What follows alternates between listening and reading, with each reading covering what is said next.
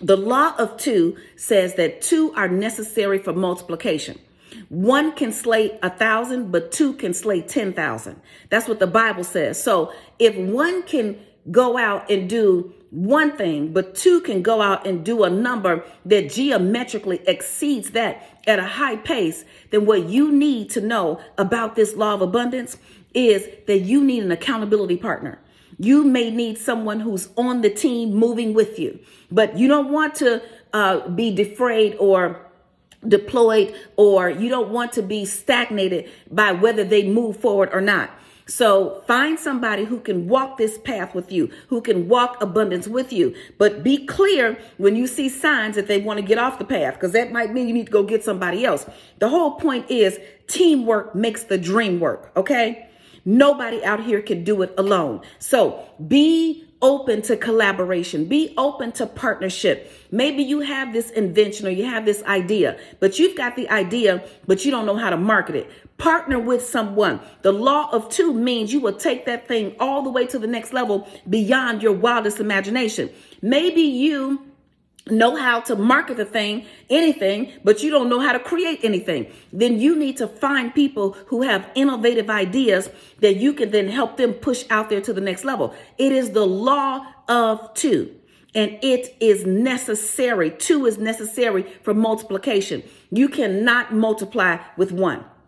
You cannot grow with one. You cannot do it by yourself. So everybody out there, all of the solo entrepreneurs, everybody who's out there trying to do it all on your own, as soon as you go on vacation, your business goes on vacation too. There's a book called The E-Myth, and in the E-Myth, it basically talks about the reason why most businesses fail, because you go out, you start the business, you left the company, making the pies. Now you've got your own pie shop, but now you're not just a pie maker. You are the oven cleaner, the oven warmer. You are the door opener. You have to open the building, close the building. And now you are working 20 out of 24 hours a day. And guess what? The thing that you used to love now becomes the burden. And then you get to burnout. And then your idea that you had never comes to fruition in the way. And then you stop that and try something else. Some of us are out here trying too many things.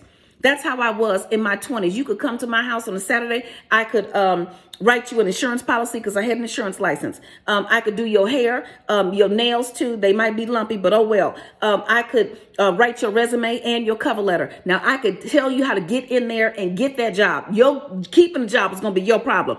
It was like, my name is Lenny and I got plenty. I had too many things going on. I was on a treadmill running fast nowhere, and I was doing it by myself.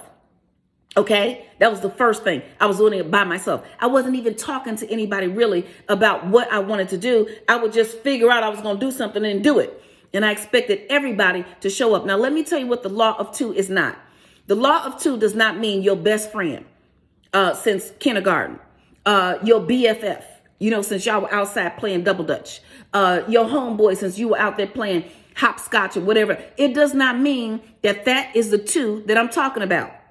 You've got to pray about your two. You've got to choose your two based on what God has for you, because just because God blessed you doesn't mean he blessed your best friend. The law of two. Two are necessary for multiplication. Go to askglenn.org. Okay, yes, we're talking about the laws of abundance, and we got to talk about this law of abundance.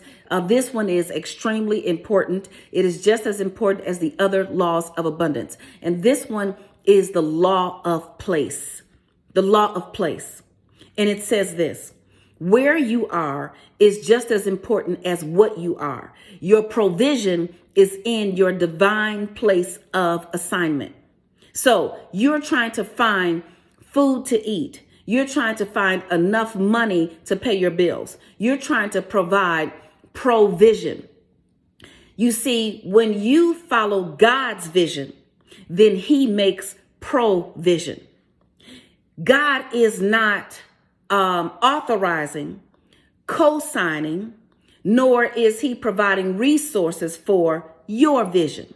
You're going to have to pay for that on your own. My friend Michelle McKinney Hammond said that.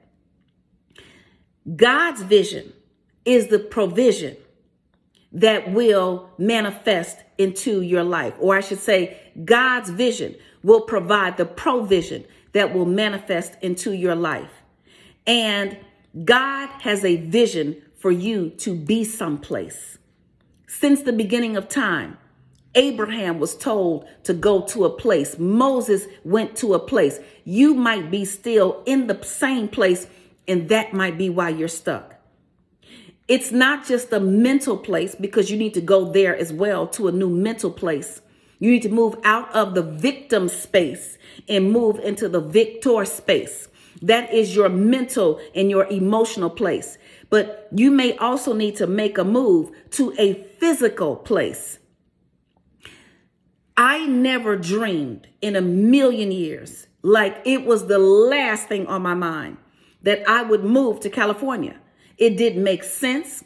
The cost of living completely went against my principles and my values, okay? Because my thing is, why would I go somewhere where the cost of a house is 3 times the cost of a house in another place? I can just go to the other place and get the cost of the house there and keep some of my money in my pocket. But the truth is, had I gone to the wrong place, had I gone to the wrong space, had I gone to the wrong city, the opportunities that God had and has for me would not have manifested there.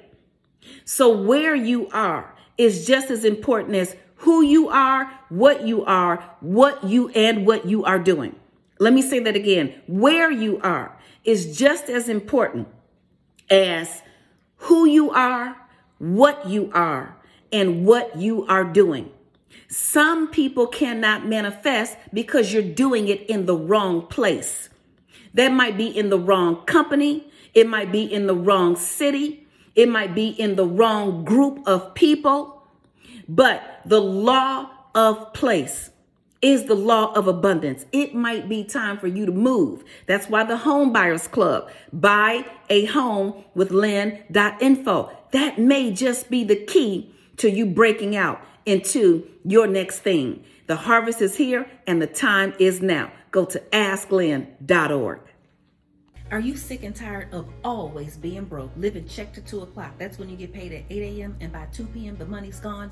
Are you tired of praying for a breakthrough, and when the breakthrough comes, you're in a bad situation or even worse than the one you were in before? Well, guess what? I've been there and I've done that, and I overcame, and so can you.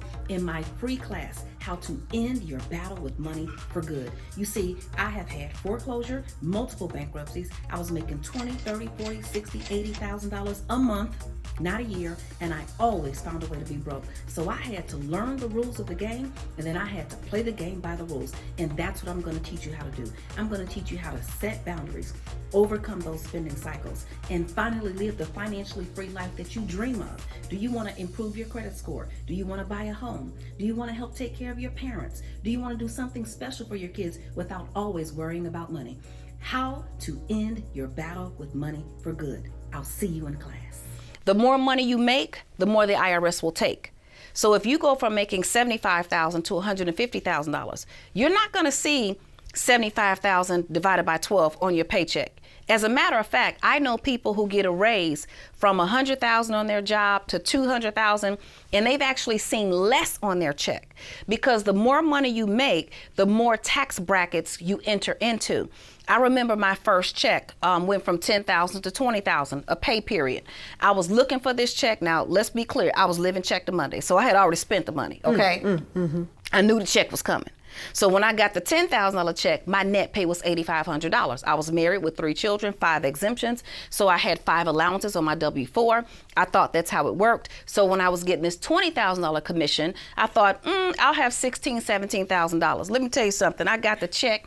The check was like $9,000. Let me tell you, I almost passed out right there in the office. I got dizzy. Then I said, child, you can't die because you need your money. I said, you right. So I went into the office and I called the IRS. People said, well, why'd you call the IRS? Because they had my money.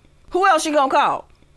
I call the HR people. They don't have my money. I'm looking at the check. It says FICA name, so that's who I'm calling. So I called the IRS and I got on the phone. I told them my situation. I didn't even know who to call or what to say. All I know is half my check is gone and I need it back. So they heard my story and they said, oh, we're going to put you on with a withholding agent. I thought, whoo, child, they got somebody named that? Okay, you got a withholding agent. So I was ready. I was already counting the minutes to when I was going to get my money.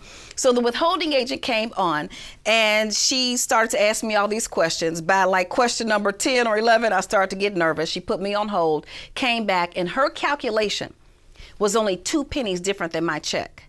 That's when I learned the more money you make, the more the IRS will take. I did not think that when you grow in life, that you make more money and get less. That just didn't seem fair to me. So the first thing is to spend less money. The next thing is, yes, to get more money. Multiple streams of income, a raise on your job, do some extra shifts. But the third ingredient is the single most important ingredient. And that is you have to get your money back. Well, guess what? That's what the IRS says. The IRS says if you drive your car for business, you can get your money back. If you just go out and drive for personal reasons, you don't.